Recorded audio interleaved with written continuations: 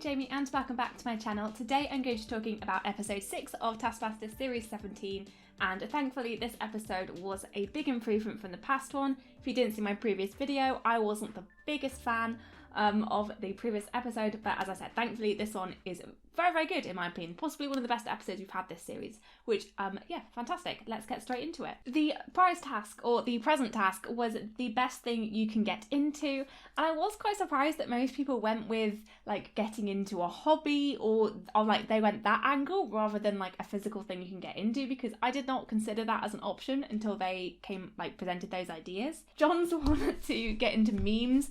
I liked the idea, but I thought the memes he chose were, like, very, very old, like, millennial memes, like things you would have seen like 10 years ago, which I think is quite funny.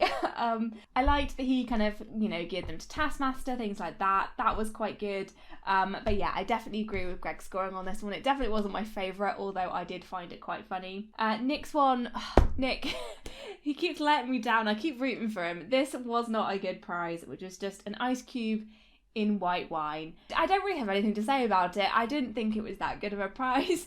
And yeah, I just didn't really understand it very much at all. Sophie's one, I did really enjoy, the big like hamster ball. I think she should have got one more point than Joanne. I think I personally would have switched those two around. But she did introduce the present joke, which I thought was really funny. I liked that Joanne and then Steve carried it on. Alex's face when they kept calling it a present was just hilarious. I loved it. The frustration was very, very funny. But as I said, her prize was actually really good. I thought it was the kind of a classic approach, but very fun. Yeah, I thought it was pretty good. Joanne as well, going for like a more classic prize with the like sarcophagus sleeping bag, which I thought was quite fun. Nothing particularly special about it. And personally, as I said, I did prefer Sophie's hamster ball over this, so I would have swapped those two around in points. Obviously, Steve wins the 5 points for this because this is absolutely incredible. I was really looking forward to see where this crossword would come into play, because if you didn't know, people solved it like before the series aired and figured out that Steve was one of the contestants, and I thought this was just absolutely incredible. The dedication to this was absolutely unreal. Like, not only did he just do a crossword, he published the crossword in a newspaper. There must have been so much work gone into this, and I thought it was just fantastic. And yeah, as Greg said, if he could have given more points to Steve, he would have deserved them, but unfortunately 5 was the max. But just insanity, just how much dedication he put into this, and for it to have been revealed to the audience like before, like the fact that people figured it out. Yeah, I was looking forward to seeing this, and I thought it paid off completely. The first bit that we had in this episode was them creating the picnic hampers for each other, and where they just had to select items based on who they were giving it to and spinning the wheel. I was quite surprised that nobody like tried to give either helpful items or unhelpful funny items, apart from I guess Steve placing the Diet Coke that he shook like to make it fizzy. No one else really thought about what the contestants could be using those items for. It seemed like they just tried to put the best items in or the most items in. I was quite surprised at that because my first thought was, oh, they're going to be using these in a next task. So yeah, I thought it was odd that nobody thought to put in like good items or bad items depending how they wanted to play it. But this was the start of another running joke we had in this episode, which was the like Steve is old joke. And it started off quite like, it was just really funny, the fact that Joanne thought he was a lot older than he is, but I thought everybody intentionally and not intentionally carried on this joke throughout the whole episode, whether that was like, in the studio or just pointing out things that they said or did in the tasks. Yeah, Nick asking if he had any ailments, Sophie saying he reminded him of her granddad. It was very funny, and I thought the editors did a good job like linking them all together in the same episode. The first proper task that we had was to create the most exciting thumb war with Alex, and this one I did like. I thought it was a creative one, but one that led the contestants to do kind of anything they wanted, like, and when I think everybody did quite a good job. Nick went with that classic approach, just elevating the classic thumb war into something a bit more entertaining with dramatic music, like he built that cool set for it, so I did really enjoy that. The pun with Thumbley Stadium was really good. So yeah, this I thought was surprisingly good. I thought he did a really good attempt, and he was really good at the actual thumb wars. So all in all, I think this was kind of a very, very solid attempt at this task. Sophie, I did enjoy her weird like queen pigeon dancing thing together, but the actual thumb wars did fall flat, and again I do agree with the scoring on this one. I would be like Sophie in this because I do have like oddly small hands, so I'm terrible at thumb wars, so I would have had to do something a bit different and not done an actual thumb war because I'm not very good at them because of that. So yeah, I would have definitely lost immediately. But these two, I think, kept the actual thumb war, but did something a bit fun and exciting with it, even if the thumb wars didn't quite work out in Sophie's favour. Joanne's one was probably my favourite. I thought it was just so wild out there, so different. It was disgusting, but it was really fun, and I think I like that she put in a lot of effort as well, because a lot of the time contestants make Alex do something disgusting, whereas she was fully in it as well. And it was disgusting to watch, and I'm sure it was disgusting to do as well. There were some really funny moments in this, just the actual thing that they were doing was funny. The mustard custard oh my was funny. The suck it off joke and like shot speed, suck it off, like there was just lots of funny bits from this task attempt, so it's definitely my favourite one. And as I said, I liked the amount of effort that both of them put into this. Like, they really got into it, and it was very entertaining to watch. John's I did really like as well. I really enjoyed the reversed roles between him and Alex. Alex wearing John's Queen jacket and being forced to, like, say Queen song titles, really playing into what John enjoys. And also, I thought the fire around the outside was a nice touch to it and was quite a good challenge, elevating the thumb wars in a different sense to how Nick did it, in building a set where they were actually fully battling each other and trying to get them out of the arena. In this episode we did learn a lot about John, the fact that he was in the Queen fan club, and then later on it was the captain of his college darts team. I like when we kind of learn a bit about the contestants and see their strengths. I think that's really fun. Steve's attempt I did really enjoy as well. The thumb wars, like anti-war message where they acted out being thumbs. It was very, very funny, and I think it did deserve 5 points. Perhaps may have given Joanne 5 because like they actually, like, she created another game out of it and it was a bit disgusting, but they put in lots of effort.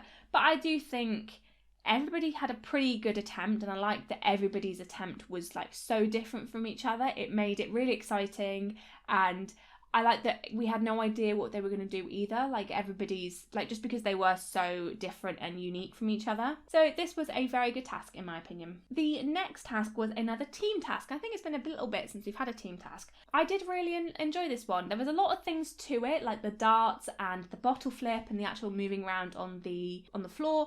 Just basically a more challenging game of Twister.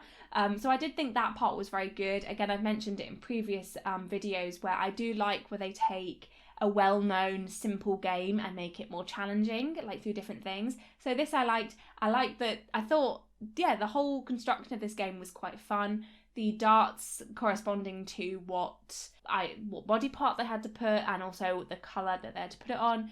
And also the addition of the bottle flip, which obviously there because they needed a third thing for the team of 3 to do. I was quite surprised about how bad that both teams were at the bottle flip, both Sophie and Nick, because maybe it's because it was just something that was around when I was in high school and you do when you're bored, but like they were very, very bad at the bottle flips.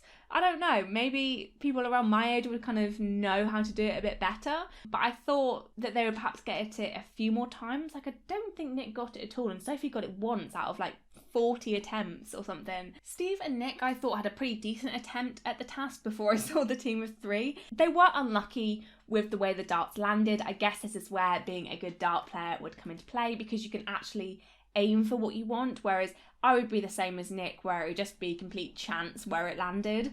So I do feel bad for them. There is that obvious advantage of being able to play darts well and have a good aim, but it did seem more difficult than I was expecting it to be. I think because just the way it was laid out, like if you landed on the black one, then that kind of does center you in a way that you perhaps might not want to be, depending if your hand is on the outer one. So I did think it was quite difficult, but I think it was challenging enough to, you'd get a few goes at it. I don't know how many they had, maybe like 5 or 6, which was a stark contrast to the team of 3 where they had like 40 movements, 45 movements or something like that. So impressive, and obviously that is down to John's dart skills, which was a complete advantage. Like, yeah, it was so impressive though.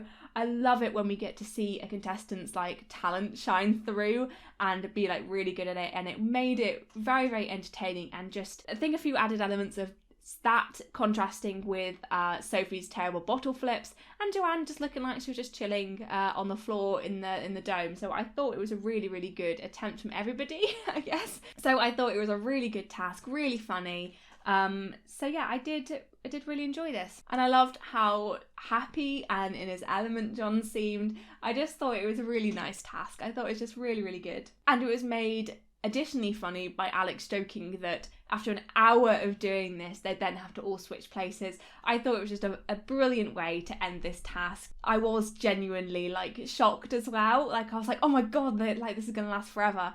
So yeah, he got me with that joke as well. Yeah, I just thought it was so good. I loved how Nick was trying to get 5 points out of Greg. That's the way he delivered the like 5 points was just really, really funny.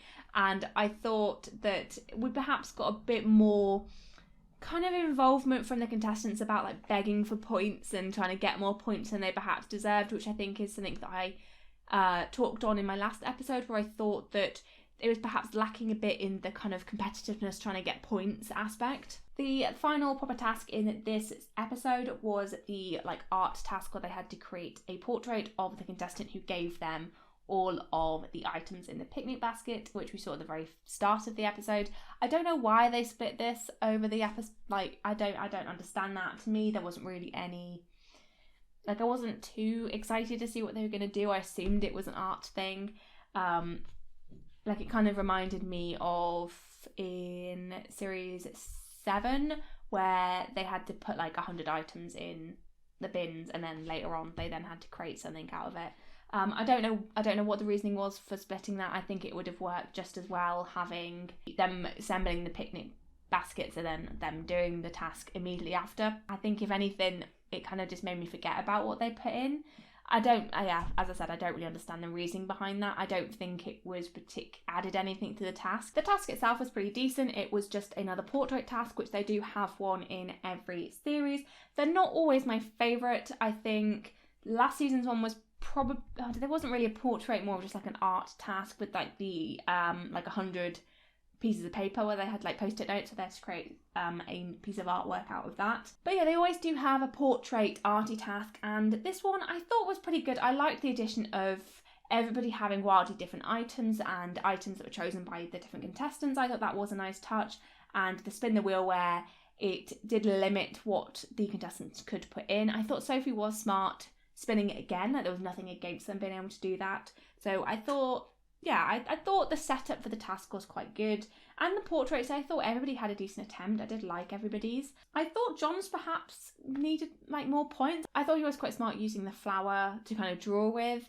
And I thought everybody did a decent attempt with what they could do. I did quite like Joanne's as well. Joanne's jokes about John were a bit odd, but we'll let that pass. But yeah, I thought, as I said, everybody's attempts were pretty decent. I liked the addition of the contestants giving the items to each other. I thought everyone's items were different enough to make it more interesting and a bit different from all the other portrait tasks. But apart from that, isn't really too much for me to really say about these ones, apart from that I liked everybody's portrait and I agree with the scoring. I did think that the drink would explode on Sophie. I thought the way they kind of led onto that was quite good, but it makes sense that it didn't, since it was kind of there for a while and like probably had settled by that point that Sophie was doing it and when she opened it. Finally, onto the studio task, and this was to throw the donuts onto the teammate who was beneath the stage. This was a fun one, very energetic, a lot closer than I was expecting it to be when it started, because Steve seemed to get them on quite quickly, but the team of 3 caught up and it was like neck and neck towards the end. So there was that tension there. It was very exciting. And I thought it was a very, very fun task. I think it was a really good one. And again, it would have been very exciting to watch in the studio. I think the studio tasks this season have been quite strong, which I do really, really enjoy. And I think are adding in that studio energy that we really need in this series so far. And it was a shame that Nick and Steve got disqualified. When it was the first one, I was like, oh, I think they should just let that go. Like, it was one mistake, but 3 mistakes. I think it's fully fair that they got disqualified. I did feel very bad for Nick, because like Steve doesn't really need the points, but Nick really does. But this episode means that Joanne has broken John's winning streak and is only the 3rd contestant to win an episode, because John and Steve have just done very, very well so far. So yeah, I'm excited to see if maybe she catches up with John. John does have a pretty good lead, but I really want Sophie and Nick to both win an episode. I think that'd be really nice to see. I think this episode was a big improvement to the last one. I thought every task had its strong moments, and I think the episode as a whole was a bit more well put together than the previous one. Again, with the exception of I don't understand why they split up the picnic task to be like the start and end of the episode, because it wasn't that particularly impressive as a task. There wasn't anything shocking, which I feel like that's a lot of the time why they kind of break things up, because there's something surprising or shocking to the audience and the contestants. But there wasn't really anything like that. I think it would have worked just as well if they'd done it all together, but never mind, it didn't like do anything bad to the episode either. If you enjoyed this video, then please leave a like, it really helps the channel, and comment down below your thoughts on this episode of Taskmaster. Did you enjoy it as much as I did? Did you not? Tell me why. I'm excited to hear what you guys think. And subscribe if you want to see more videos to do with Taskmaster. I'll have some more videos out for you soon. Thank you so much for watching, and I'll see you in the next one. Bye!